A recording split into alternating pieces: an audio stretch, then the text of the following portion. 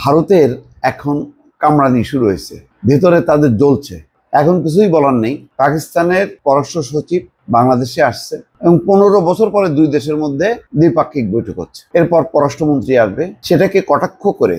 এবং দেখেন ভারতের মধ্যে কি ধরনের জ্বলুনি শুরু হয়েছে। তারা বলতেছে যে এই ডুবন্ত পাকিস্তানের সঙ্গে সম্পর্ক করে কি লাভ, এতে বাংলাদেশের কোনো লাভ নেই এবং এই সমস্ত করতে যে বাংলাদেশের অর্থনীতি আরো ডুবতে বসছে, তার কিছু কারণ তারা নিয়ে আসছে। ভারতের শাসক গোষ্ঠীর মুখপাত্র আনন্দবাজার একটা প্রতিবেদন করে তাদের যে ক্ষোভ বিক্ষোভ গুলো ভেতরে আছে সেগুলি উগড়ে দিচ্ছে। শোনেন কি কি তারা বলার চেষ্টা করছে। ভারতের সঙ্গে যুদ্ধ খেলায় ডুবছে তাদেরই অর্থনীতি, ঢাকাকে বার্তা দিল নয়াদিল্লি। অর্থাৎ ভারতের সঙ্গে এই যে যুদ্ধ খেলা হচ্ছে, এই যে সুতা আমদানি বন্ধ, তারপরে স্থল বন্দর বন্ধ করা, এগুলো হচ্ছে যুদ্ধ খেলা। এর ফলে ক্ষতিগ্রস্ত কি হচ্ছে? ক্ষতিগ্রস্ত হচ্ছে বাংলাদেশ। এই বার্তা নাকি তারা দিচ্ছে ঢাকাকে।